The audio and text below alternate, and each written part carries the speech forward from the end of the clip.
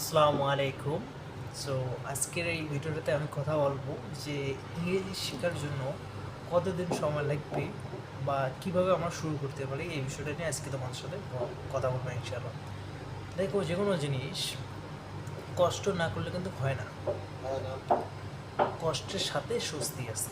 So এই জন্য আমরা আছি, অনেকে আছি ইউটিউবাররা আপনাদেরকে বলে যে শুধু মানে 15 মিনিট বা 20 মিনিট 1 ঘন্টা একটা ভিডিও থেকে পুরো ইংলিশটা আমার বা সব কিছু শেখেন। আসলে কিন্তু বিষয়টা এরকম না, বিষয়টা একদম এর উল্টা। যে কোনো একটা জিনিস শিখতে গেলে অনেক সময় নেয়। অনেকক্ষণ যে কোনো জিনিস, শুধু দেখো স্পোকেন ইংলিশের ক্ষেত্রে না, যে কোনো জিনিস শিখতে গেলে অনেক সময় লাগে।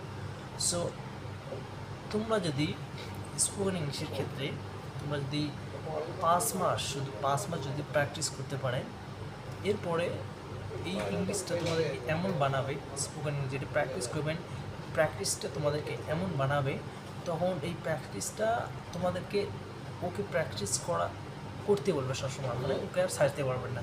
যদি প্র্যাকটিস করবেন স্পোকেন ইংলিশটা, যখন 5 থেকে 6 মাস হয়ে যাবে, তখন স্পোকেন ইংলিশ যেটা আছে না, ওটা মনে করেন যে আপনি নিজে ছাড়বেন না যে আমি এটা পড়বো, অনেক ভালো লাগে, অনেক কিছু শেখা যাবে এই 5 মাস যদি প্র্যাকটিস করা যায়।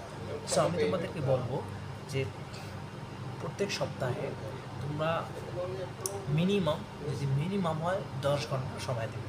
মনে করেন প্রত্যেক ঘন্টায়, যে প্রত্যেক দিনে যদি আমরা 1.5 ঘন্টা করে নিই, প্রত্যেক দিনে 1.5 ঘন্টা করে নিলে তাহলে কত হয়, 7 দিনে 1 সপ্তাহ। তো 7 দিনে যদি 1 সপ্তাহ হয়, তাহলে মনে করেন যে এদিকে 7 দিনে 7 ঘন্টা, আবার মনে করেন যে 4 ঘন্টায় ধরে নেন, 4 ঘন্টা তার 7 11 ঘন্টা হয়, ঠিক আছে। তো 11 ঘন্টা আমি তোমাদেরকে না, 11 ঘন্টা আমি তোমাদেরকে বলছি না প্র্যাকটিস করার জন্য, তোমরা শুধু 10 ঘন্টা, শুধু 10 ঘন্টা প্র্যাকটিস করবে। আর একটা বিষয় সেটা হচ্ছে যে মনে করেন আজকে কোনো একটা সময় মানুষের মাঝে তো অনেক কিছু হয়, যে এরকম মনে করেন কোনো একটা ঝামেলা, কোনো একটা কাজের জন্য মনে করেন যে আজকে প্র্যাকটিসটা করতে পারলাম না। সো আজকে যে এই প্র্যাকটিসটা করতে পারেন, এর পরের দিনে যখন ফ্রি হবেন, আজকের ইয়েটা কালকে তুলে নেবেন। সো এরকমভাবে তোমরা শুধু অ্যাটলিস্ট 6 মান্থস